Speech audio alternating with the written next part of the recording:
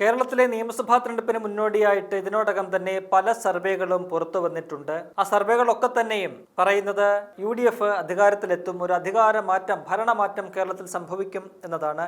NDTV ഉൾപ്പെടെയുള്ള വിശ്വസനീയമായ പല ചാനലുകൾ ഉൾപ്പെടെ സർവേകൾ പുറത്തുവിട്ടിട്ടുണ്ട്. ആ സർവേകളെല്ലാം തന്നെ ഒന്നടങ്കം പറയുന്നത് UDFന്റെ ഒരു ഭരണം വരുന്ന നിയമസഭാ തെരഞ്ഞെടുപ്പിൽ ഉണ്ടാകും, UDF അധികാരത്തിലേക്ക് എത്തും എന്നതാണ്. വലിയ രീതിയിലുള്ള ഒരു ഭരണവിരുദ്ധ തരംഗം സംസ്ഥാനം തലയിടിക്കുന്നുണ്ട് എന്ന് ഈ സർവേ റിപ്പോർട്ടുകളിലെല്ലാം തന്നെ പറയുന്നുണ്ട്. ഏറ്റവും ഒടുവിൽ PSR എന്ന് പറയുന്ന ഒരു ഏജൻസി അവരുടെ പുതിയ ഒരു സർവേ പുറത്തുവിട്ടിരിക്കുകയാണ്. മുൻപ് കഴിഞ്ഞ മാസങ്ങളിലൊക്കെ തന്നെ അവർ പല ഘട്ടങ്ങളിലായിട്ട് ഓരോ കാലഘട്ടത്തിലായിട്ട് അവർ സർവേ ഫലം പുറത്തുവിടുന്നുണ്ട്. ഏറ്റവും ഒടുവിൽ അവരുടെ സർവേ ഫലം പുറത്തു വരുമ്പോൾ അത് UDFന്റെ വലിയ ഒരു വിജയം, ഒരു UDF തരംഗം കേരളത്തിൽ ഉണ്ട് എന്നതാണ് ആ സർവേയിൽ നിന്നും നമുക്ക് മനസ്സിലാക്കാൻ കഴിയുന്നത്. UDFന് പരമാവധി 44% വരെ വോട്ടുകൾ വരുന്ന നിയമസഭാ തെരഞ്ഞെടുപ്പിൽ കേരളത്തിൽ ലഭിക്കുമെന്ന് ഈ സർവേ ചൂണ്ടിക്കാട്ടുന്നു. LDFന് അത് 38% മാത്രമായിരിക്കും. ഏതാണ്ട് UDFും LDFും തമ്മിൽ 6% ഒരു വ്യത്യാസം, ഒരു ഡിഫറൻസ് വോട്ട് ഷെയറിൽ ഉണ്ടാകും എന്ന് ഈ സർവേ പറയുന്നു. മൂന്നാം സ്ഥാനത്തേക്ക് വരുന്ന NDAക്ക് 16% വോട്ടുകൾ മാത്രമാകും ലഭിക്കുക എന്നും സർവേയുടെ കണക്കുകളിൽ വ്യക്തമാകുന്നുണ്ട്. സീറ്റുകളുടെ എണ്ണത്തിലേക്ക് വരുമ്പോൾ UDF പരമാവധി 85 സീറ്റുകൾ വരെ നേടിക്കൊണ്ട് അധികാരത്തിലേക്ക് എത്തും എന്നാണ് സർവേ ഫലം ചൂണ്ടിക്കാട്ടുന്നത്.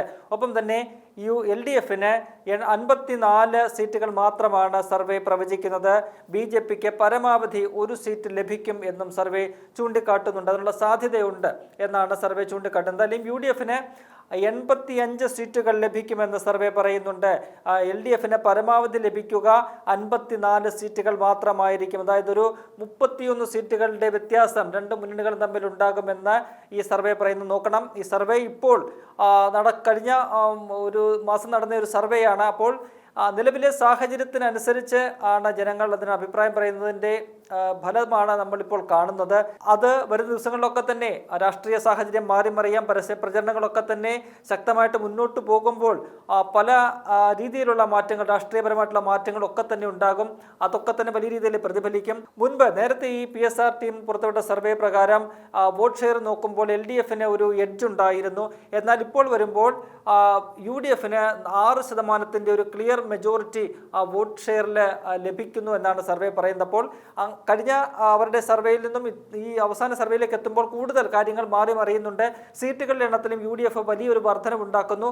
അപ്പോൾ ഈ തെരഞ്ഞെടുപ്പിലേക്ക് എത്തുമ്പോൾ, ഏപ്രിൽ 9 തെരഞ്ഞെടുപ്പ് നടക്കുന്നത്, ആ തെരഞ്ഞെടുപ്പിലേക്ക് എത്തുമ്പോൾ വരുന്ന 14 ദിവസത്തിനകത്ത് വീണ്ടും കാര്യങ്ങൾ മാറി മറിയാം. അത് കൂടുതൽ UDFന് അനുകൂലമായിട്ടുള്ള ഒരു രാഷ്ട്രീയ അന്തരീക്ഷം സൃഷ്ടിക്കും എന്നതും നമുക്ക് കാണാതിരുന്നു കൂടെ. എന്തായാലും ജില്ലകളിലേക്ക് വരുമ്പോൾ 14 ജില്ലകളിൽ ഏതാണ്ട് 10 ജില്ലകളിലും UDFന്റെ ഒരു മേൽക്കൈ ഉണ്ടാകും എന്നാണ് സർവേ ചൂണ്ടിക്കാട്ടുന്നത്. അതിൽ ഏതാണ്ട് 8 UDFന് മൃഗീയമായിട്ടുള്ള ഒരു ഭൂരിപക്ഷം ഉണ്ടാകും.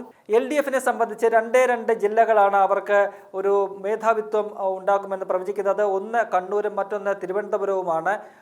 ബാക്കിയുള്ള ആലപ്പുഴ, പാലക്കാട്, തൃശ്ശൂർ പോലെയുള്ള, കോഴിക്കോട് പോലെയുള്ള ജില്ലകളിൽ LDFന് വലിയ രീതിയിലുള്ളൊരു തിരിച്ചടി ഉണ്ടാകുമെന്നാണ് സർവേ ചൂണ്ടിക്കാട്ടുന്നത്. നിലവിൽ അവർക്ക് അപ്രമാദിത്വം ഉണ്ടായിരിക്കുന്ന പല ജില്ലകളിലും കാര്യമായ തിരിച്ചടി ഉണ്ടാകും. 2021 തെരഞ്ഞെടുപ്പ് നോക്കുകയാണെങ്കിൽ UDFനെ സംബന്ധിച്ച് 3 ജില്ലകളിൽ മാത്രമാണ് മേധാവിത്വം ഉണ്ടായിരുന്നത്. അതിലൊന്ന് എറണാകുളമാണ്. എറണാകുളം UDFന്റെ പരമ്പരാഗതമായ ഉറച്ച കോട്ടയാണ്. അവിടെ 9 സീറ്റുകൾ UDFന് നേടാൻ കഴിഞ്ഞിട്ടുണ്ട്. മറ്റൊന്ന് മലപ്പുറമാണ്. മലപ്പുറത്ത് 16-ൽ 12 സീറ്റുകളും UDF നേടി. പിന്നീടുള്ളത് വയനാടാണ്. വയനാട്ടിലാകെ 3 സീറ്റുകൾ മാത്രമാണുള്ളത്. അതിൽ 2 UDF നേടി. അങ്ങനെ 3 ജില്ലകളിൽ മാത്രമാണ് UDFന് ഒരു അപ്പർ ഹാൻഡ് കഴിഞ്ഞ തെരഞ്ഞെടുപ്പിൽ കിട്ടിയത്. മധ്യകേരളത്തിലെ ഇടുക്കി, ഒപ്പം തന്നെ കോട്ടയം പോലെ UDFനെ പരമ്പരാഗതമായിട്ട് തുണയ്ക്കുന്ന ജില്ലകളിൽ പോലും LDFന്റെ ഒരു മുന്നേറ്റമാണ് നമുക്ക് കാണാൻ കഴിഞ്ഞത്. എന്നാൽ ഇത്തവണ ഈ സർവേ ഫലം നോക്കുമ്പോൾ ഇത്തവണ അതിന് വലിയ രീതിയിലുള്ളൊരു മാറ്റം ഉണ്ടാകുന്നു. UDF 10 ജില്ലകളിൽ അപ്രമാദിത്വം സൃഷ്ടിക്കുമെന്ന് പറയുന്നു. അതിൽ എടുത്തു പറയേണ്ടത് കാസർഗോഡ്, ഒപ്പം തന്നെ കോഴിക്കോട്, കൊല്ലം പോലെയുള്ള ജില്ലകളിൽ നിലവിൽ LDFന്റെ ഒരു മേധാവിത്വമാണ്. അവിടെയൊക്കെ തന്നെ UDF വലിയ രീതിയിലൊരു കടന്നുകയറ്റം നടത്തും. അങ്ങനെ മധ്യ വടക്കൻ കേരളത്തിൽ പൂർണ്ണമായിട്ടും ഒരു UDFന്റെ മേധാവിത്വം ഉണ്ടാകും. തെക്കൻ കേരളത്തിലേക്ക് വരുമ്പോൾ തിരുവനന്തപുരത്ത് മാത്രമാണ് എന്തെങ്കിലും ഒരു തിരിച്ചടിയുടെ ഒരു സാധ്യത UDFന് കാണുന്നത്. അത് കൊല്ലം, ആലപ്പുഴ പോലെയുള്ള ജില്ലകളിൽ ജില്ലകളിലെ മികവിലൂടെ അത് മറികടക്കാമെന്നും ഈ സർവേയിൽ പറയുന്നുണ്ട്. എന്തായാലും UDF-നെ സംബന്ധിച്ച് കൂടുതൽ ആത്മവിശ്വാസം നൽകുന്ന ഒരു അഭിപ്രായ സർവേ ഫലമാണ് പുറത്തു വന്നിരിക്കുന്നത്. 100 സീറ്റുകളുമായിട്ട് UDF അധികാരത്തിലേക്ക് എത്തുമെന്നാണ് UDF-ന്റെ നേതാക്കളെല്ലാം ഒന്നടങ്കം ആവർത്തിച്ചു പറയുന്നത്. അതിനുള്ള കഠിന പരിശ്രമമാണ് UDF-ന്റെ പ്രവർത്തകരും നേതാക്കളും എല്ലാം തന്നെ കഴിഞ്ഞ 2-3 മാസങ്ങളായിട്ട് നടത്തിക്കൊണ്ടിരിക്കുന്നത്. അപ്പോൾ അവരുടെ യാത്രയ്ക്ക്, അവരുടെ 100 സീറ്റിലേക്കുള്ള യാത്രയ്ക്ക് കൂടുതൽ ഒരു ബലം നൽകുന്ന തരത്തിലുള്ള അഭിപ്രായ സർവേയാണ് ഇപ്പോൾ പുറത്തു വന്നിരിക്കുന്നത്. 85 സീറ്റിൽ നിന്ന് 100ലേക്ക് എത്താൻ പിന്നീട് 15 സീറ്റുകൾ മാത്രം മതി. അപ്പോൾ വരുന്ന ദിവസങ്ങളിൽ രാഷ്ട്രീയ സാഹചര്യങ്ങൾ മാറി മറിയുമ്പോൾ അത് 100 സീറ്റ് എന്നുള്ളത് അത്ര അപ്രാപ്യമായ ഒന്നായിരിക്കില്ല. പ്രതിപക്ഷ നേതാവ് തുടർച്ചയായിട്ട് പറയുന്നത് പോലെ 100+ സീറ്റുകൾ എന്നുള്ള UDF-ന്റെ ലക്ഷ്യം, സ്വപ്നം അത് കയ്യെത്തും ദൂരെയാണ് എന്നതാണ് ഈ സർവേ ഫലം ചൂണ്ടിക്കാട്ടുന്നത്. 85 സീറ്റുകൾ വരെ UDF-ന് നേടാൻ നിലവിലെ രാഷ്ട്രീയ സാഹചര്യത്തിൽ കഴിയുന്നുണ്ട് എന്നതാണ്. ഇനിയും ഒരു 15 ദിവസത്തോളം തെരഞ്ഞെടുപ്പിലേക്കുണ്ട്. അപ്പോൾ ആ 15 ദിവസത്തിനകത്ത് വീണ്ടും രാഷ്ട്രീയം മാറി മറിയാം. കൂടുതൽ അനുകൂലമായിട്ട് UDF-ന് അനുകൂലമായിട്ട് കാര്യങ്ങൾ വന്നേക്കാം.